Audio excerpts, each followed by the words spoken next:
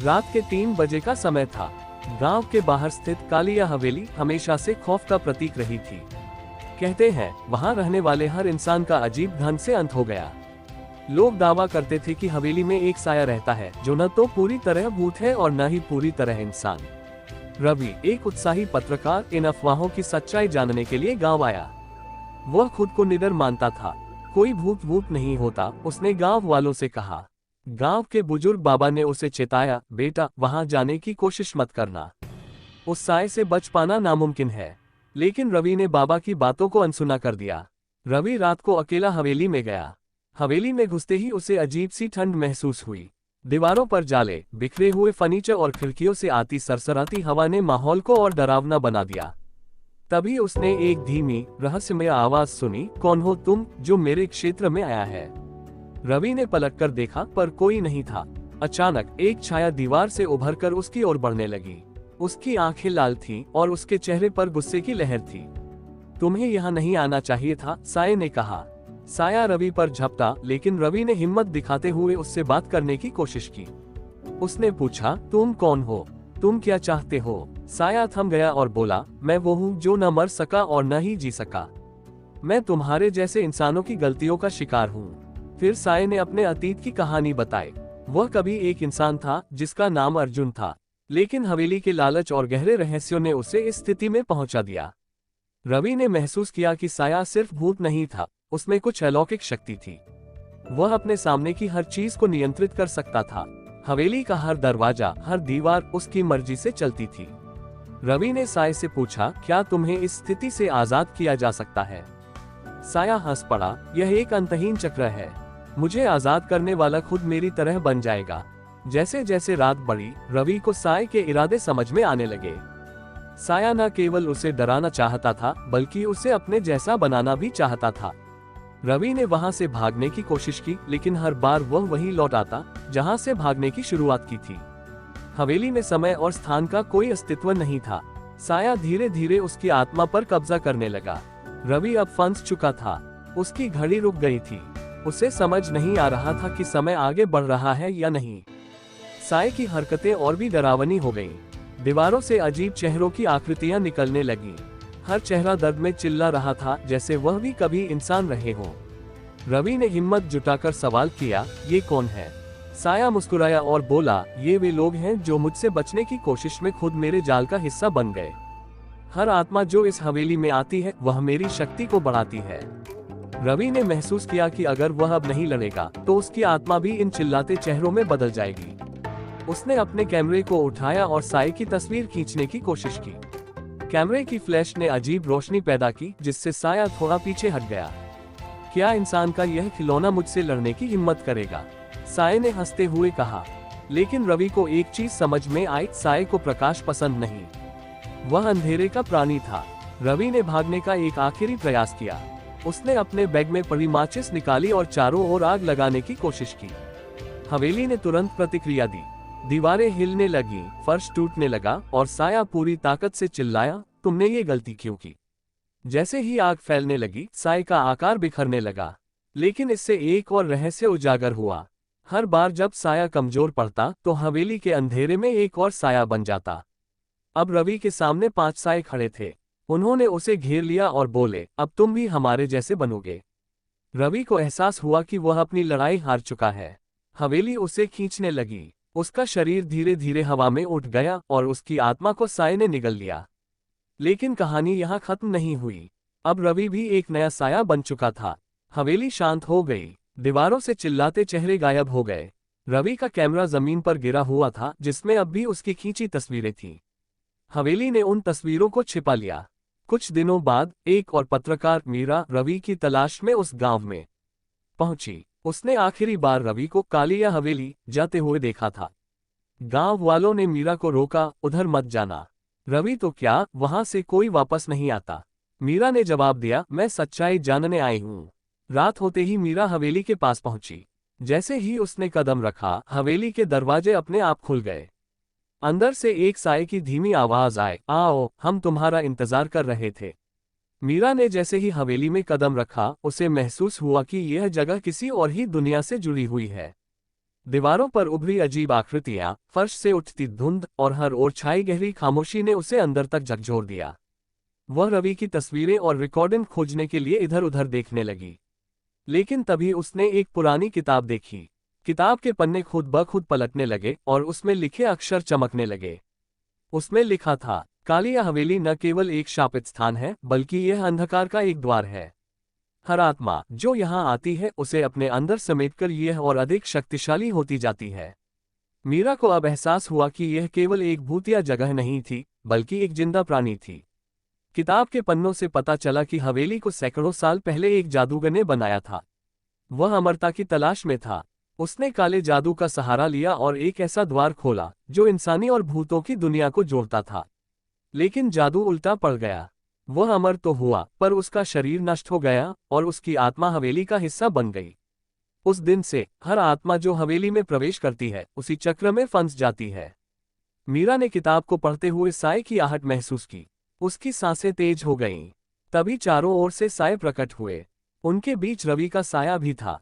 रवि ने मीरा को चेताया, तुमने यहाँ आकर बहुत बड़ी गलती की है। अब तुम्हें यहाँ से कोई नहीं बचा सकता। लेकिन मीरा हार मानने वालों में से नहीं थी। उसने किताब में लिखे एक पुराने मंत्र को पढ़ना शुरू किया। हवेली हिलने लगी। साए दर्द में चिल्लाने लगे। साया बोला, तुम मुझे खत्म नहीं कर सकती। मैं अमर हूँ। ये हवेली मेरा शरीर है। जैसे ही मीरा ने मंत्र पूरा किया, हवेली ने अपनी ताकत दिखानी शुरू की। फर्श नीचे से गायब हो गया और मीरा एक अंधेरे कुएं में गिरने लगी। वह चीख रही थी, लेकिन कुआं अंतहीन था। उसने देखा कि नीचे एक विशाल छाया उसका इंतजार कर रही है। ये वह जादूगर था जिसने हवेली को बनाया था। उसने मीरा से कहा, तुमने मुझे जगाया है। अब मैं तुम्हारी आत्मा का उपयोग करके पूरी दुनिया पर अपना कब्जा करूंगा। मीरा ने हिम्मत जुटाई और अपने साथ लाए एक मोमबत्ती जलाई। रोशनी ने छाया को थोड़ा कमजोर कर दिया। उसे एहसास हुआ कि साए की ताकत रोशनी से खत्म हो सकती है। मीरा ने हवेली से बाहर भागने की कोशिश की, लेकिन दरवाजे गायब हो चुके थे। हवेली ने उसे अपने अंदर कैद कर लिया। दीवारों से हजारों हाथ निकलकर उसे पकड़ने की कोशिश कर रहे थे। लेकिन तभी उसने देखा कि रवि का साया उसके बचाव में आ गया। रवि ने बाकी सायों से लड़ाई शुरू कर दी। वह चिल्लाया, मीरा तुम्हें भागना होगा।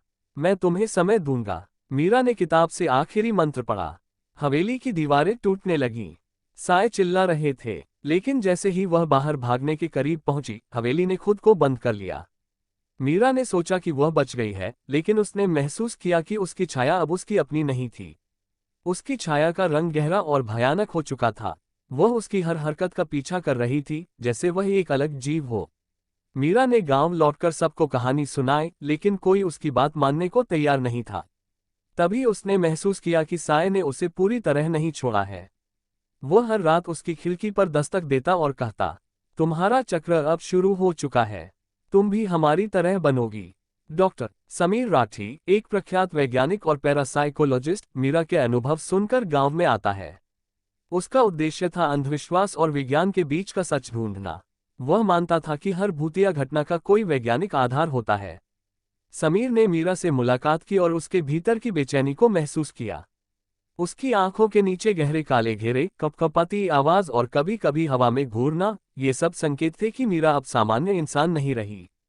मीरा ने उसे चेताया, हवेली तुम्हें निगल जाएगी, वहां मत जाओ। लेकिन समीर अपने उपकरण और ड्रोन लेकर कालिया हवेली की ओर निकल पड़ा। समीर ने अपनी टीम के साथ हवेली में प्रवेश किया।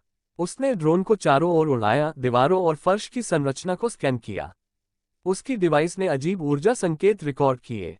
हवेली की दीवारें अपने आप हिल रही थीं और एक अनजानी भाषा में ध्वनियां गूंज रही थीं। ड्रोन अचानक खुद ब खुद जमीन पर गिर गए। समीर की टीम के लोग डरकर भागने लगे। लेकिन समीर ने देखा कि हवेली की दीवारों पर चमकते अक्षर अमृत साया उभर आए थे। समीर ने किताब पढ़ी और समझा कि यह हवेली केवल शापित नहीं, बल्कि एक पोर्टल है। यह पोर्टल आत्माओं को खींचता है और एक अलग आयाम में ले जाता है, जहां वे कभी लौट नहीं पाती। जैसे ही समीर ने हवेली के केंद्र में कदम रखा, अंधकार गाढ़ा हो गया। हवा भारी हो गई। तभी साया प्रकट हुआ। ये वही जादूगर की आत्मा थी जो हवेली को नियंत्रित कर रही थी। साया बोला, तुमने विज्ञान के दम पर यहां आने की हिम्मत की है, पर यह विज्ञान तुम्हें बचा नहीं पाएगा। समीर ने अपना इलेक्ट्रोमैग्नेटिक डिवाइस निकाला, जिसने साए को क्षण भर के लिए कमजोर कर दिया। लेकिन तभी हवेली का फर्श खुला और समीर एक गहरे खड्ड में गिरने लगा।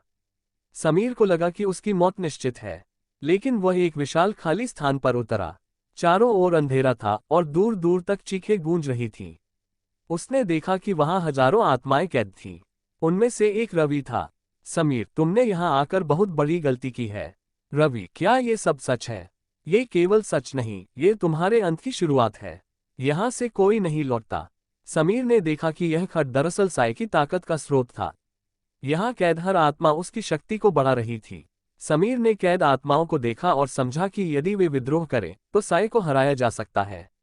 उसने रवि और अन्य आत्माओं से कहा, तुम्हें एक साथ लड़ना होगा। ये तुम्हारा आखिरी मौका है। साय ने ये सुन लिया। वह अपने पूरे आकार में प्रकट हुआ, उसकी आंखें आग की तरह जल रही थीं। उसने चीखते हुए कहा, तुमने मेरी दुनिया में विद्रोह की बात की। ये तुम्हारी सबसे बड़ी भूल है। लेकिन आत्माएं अब साय के खिलाफ थीं। वे एक साथ चिल्लाईं, अब बहुत हो गया। उनकी चीखें गूंजने लगीं। साय की ताकत कमजोर पड़ने लगी। जैसे ही विद्रोह बढ़ा, हवेली हिलने लगी।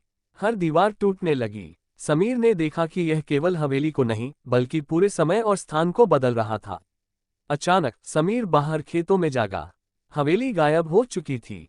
वह गांव में वापस पहुंचा, लेकिन उसे वहां कोई नहीं पहचान रहा था। समीर ने मीरा को ढूंढने की कोशिश की, लेकिन वह गायब थी। गांव के लोग उसे पागल कहने लगे। उसने महसूस किया कि समय ने खुद को बदल दिया था। अब ये दुनिया वही नहीं थी। समीर ने अपनी डायरी में सब कुछ लिखा, लेकिन उसे एहसास हुआ कि वह अब हवेली से हमेशा के लिए बंध चुका है। वह जब भी सोता, साय उसे सपने में बुलाते। मीरा का कोई अता पता नहीं था, लेकिन किसी रात समीर को खिड़की पर वही आवाज सुनाई दी। तुमने सोचा कि तुम बच गए, खेल अभी शुरू हुआ है। समीर ने महसूस किया कि साय को हराने के लिए उसे अपनी सोच से परे जाकर सोचना होगा। वह एक पुराने संत की सलाह लेने निकला, जो कालिया हवेली के रहस्यों से परिचित थे। संत ने कहा, साया केवल तुम्हारे डर पर निर्भर करता है। यह तब तक अमर रहेगा जब तक लोग इसे मान्यता देंगे।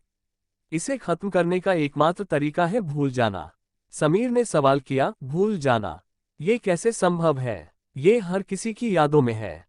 संत ने कहा, तुम्हें इसे अपनी यादों और अपनी आत्मा से मिटाना होगा। ये कठिन है, लेकिन यही एकमात्र रास्ता है। समीर ने तय किया कि वह अपने डर और यादों का सामना करेगा। वह फिर से कालिया हवेली पहुंचा, जहां साया उसकी प्रतीक्षा कर रहा था। साया बोला, तुम फिर लौट आए। तुम जानते हो कि यहां से कोई नहीं बचता। समीर ने हिम्मत दिखाते हुए जवाब दिया, मैं तुम्हें हराने नहीं, तुम्हें मिटाने आया हूं। मैं तुम्हें भुला दूंगा। तुम मेरे लिए अब कुछ भी नहीं हो। साया हंसा और बोला, तुम मुझे नहीं भुला सकते। मैं हर जगह हूं, हर आत्मा में हूं, हर डर में हूं। लेकिन समीर ने अपनी आत्मा को हवेली के केंद्र में समर्पित कर दिया। उसने मंत्रों का पाठ शुरू किया, जो संत ने उसे सिखाए थे। हवेली की दीवारें हिलने लगीं।